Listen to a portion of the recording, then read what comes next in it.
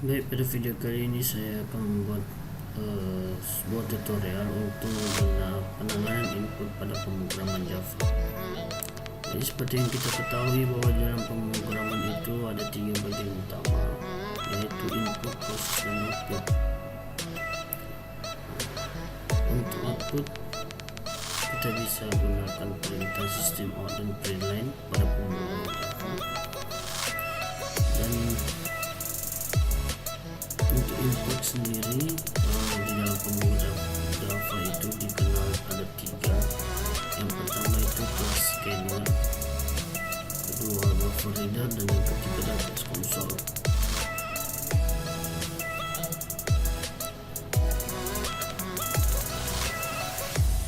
Penanganan input di video kali ini kita akan gunakan class scanner.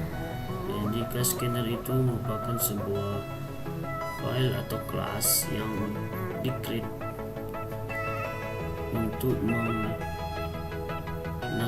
atau menangkap atau mengambil inputan dari keyboard yang diinputkan oleh user ya. Untuk menggunakannya sendiri itu, untuk menggunakan scanner itu kita perlu menginputnya terlebih dahulu seperti pada penjelasan sebelumnya yang sudah saya sampaikan.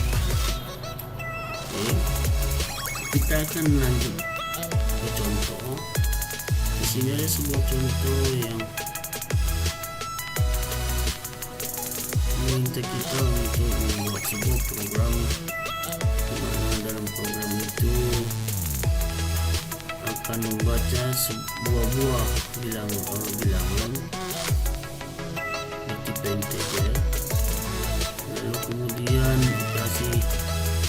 dilakukan operasi penjumlahannya pada kedua bilangan tersebut, dan hasilnya nanti akan disimpan dalam sebuah variabel, kemudian hasilnya akan dicetak ke layar ya. Setelah kita pahami ini, dapat ditampilkan sebuah flowchart seperti pada layar.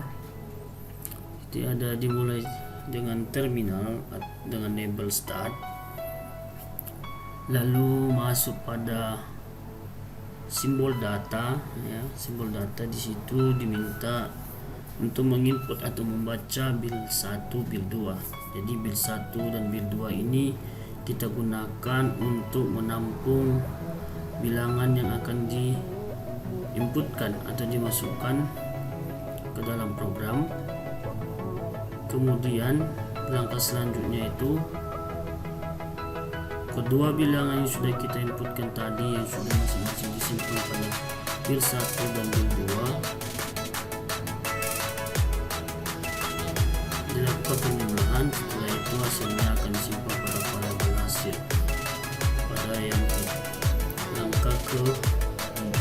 Langkah selanjutnya, setelah operasi penjumlahan selesai, hasil penjumlahan telah disimpan pada variabel hasil. Langkah selanjutnya itu ada mencetak hasil ya, hasil penjumlahannya yang disimpan pada variabel hasil. Kemudian langkah terakhir maka setelah dicetak ke layar, maka program akan selesai atau berhenti. Kita langsung saja ke NetBeans untuk mengimplementasikan atau mengoperasikan flowchart yang sudah kita lihat. Silakan aktifkan NetBeans-nya dan kemudian buat project baru. Silakan aktifkan NetBeans Anda ya. Saya aktifkan terlebih dahulu punya saya. Silakan ditunggu hingga NetBeans Anda itu aktif ya, sampai ke welcome screen ya.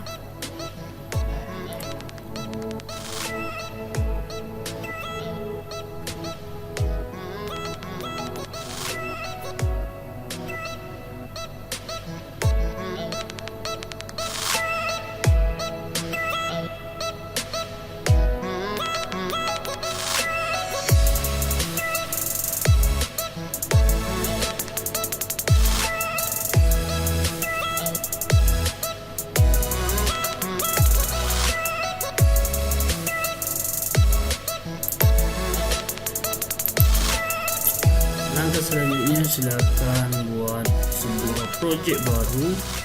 Langkah untuk membuat project baru sama seperti yang sudah diberikan pada materi-materi sebelumnya.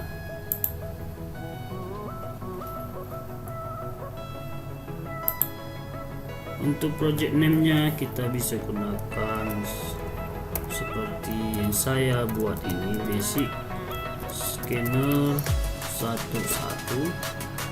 Bisa menggunakan yang lain sesuai dengan keinginan Anda. Sudah selesai, lalu klik finish. Tunggu hingga lembar kerja baru akan di-create dan akan tampil ke layar Anda.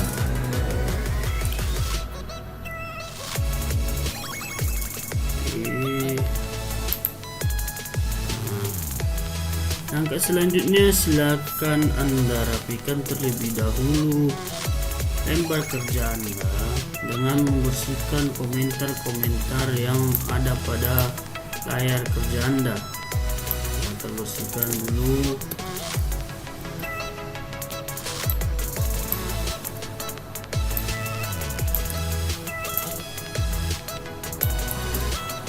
Jika sudah, kita akan masuk dalam membuat coding untuk menangkap input dari keyboard. Tadi sudah dijelaskan bahwa untuk menggunakan kelas scanner kita perlu mengimportnya.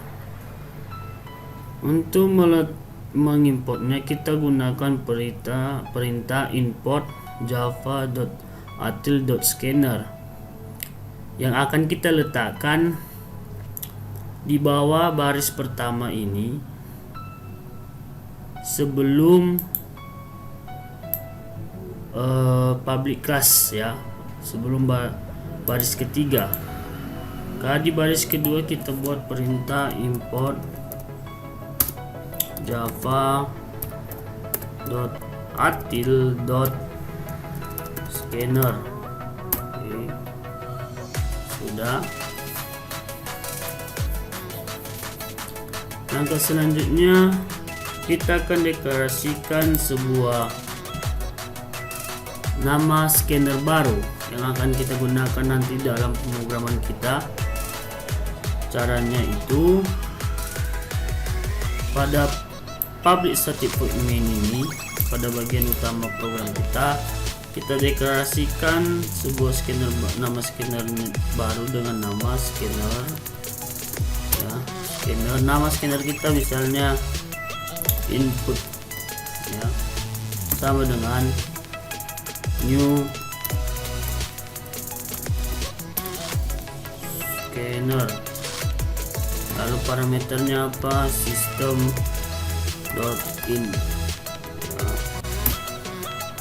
Setelah itu langkah selanjutnya kita perlu mendeklarasikan variabel yang akan kita gunakan di dalam proses input maupun proses operasi penjumlahan yang diberikan pada kita tadi.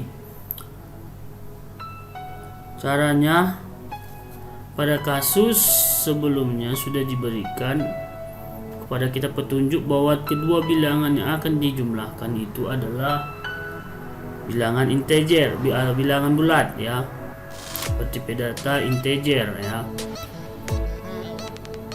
Oleh sebab itu maka kita gunakan tipe data integer. Kita deklarasikan int build 1 build 2, ya, build 1 build 2 itu ini untuk mendeklarasikan variabel yang akan digunakan. Selanjutnya kita akan buat langkah untuk menginput data. Caranya pertama itu kita buat sebuah pesan terlebih dahulu agar user mengerti apa yang harus dilakukan ketika program di running atau dijalankan. System.out.println,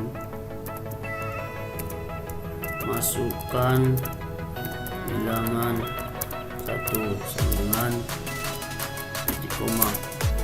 Lalu kita panggil variabel yang kita gunakan untuk menampung bilangan pertama yang diinputkan oleh user, ya. Bil1 sama dengan kita panggil nama scanner kita input, lalu diikuti perintah next.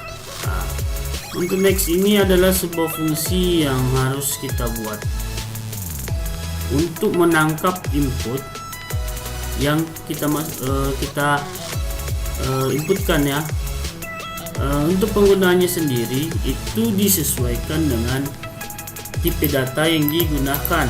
Misalnya di sini kita menggunakan tipe data integer, maka di sini kita ketikkan next int, lalu diikuti tanda kurung, lalu titik koma. Ini bisa saja berganti jika tipe data yang kita gunakan di atas misalnya double, float, dan yang lainnya. Langkah yang sama juga kita buat untuk bilangan kedua. System.out.println, masukkan bilangan 2 sama dengan, langkah yang sama juga bil 2 sama dengan input dot next int titik koma, ya.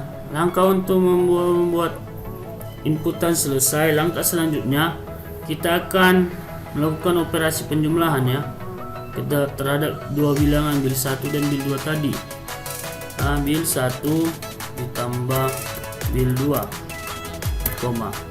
Di sini masih ada error, katanya setiap hasil operasi harus dinyatakan, ya. Di situ pada not on statement, ya.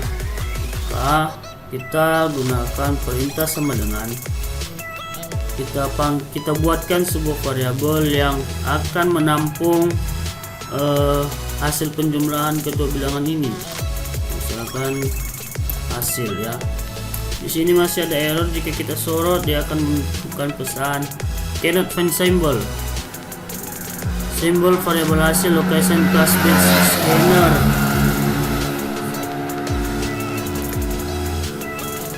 Class basic scanner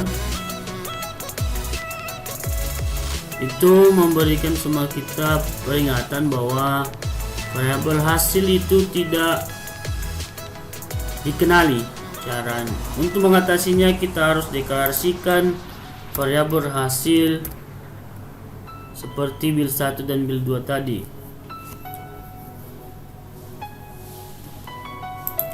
Setelah kita deklarasikan, langkah selanjutnya kita akan cetak ke layar hasil penjumlahan bil1 dan bil2 yang disimpan pada variabel hasil. Kalau caranya itu system.out.println, lalu kita buat pesannya hasil penjumlahan sama dengan, kita panggil variabel hasil dengan cara kita gunakan tanda hubung plus lalu hasil, ya. Kemudian kita save. Setelah itu kita coba runkan dengan cara seperti langkah biasa. Klik kanan lalu klik run file.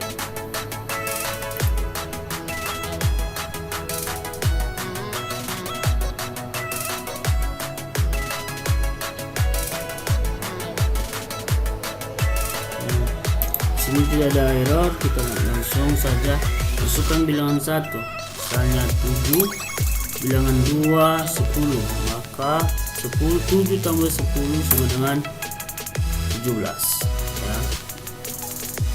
Jadi untuk contoh ini kita sudah selesai.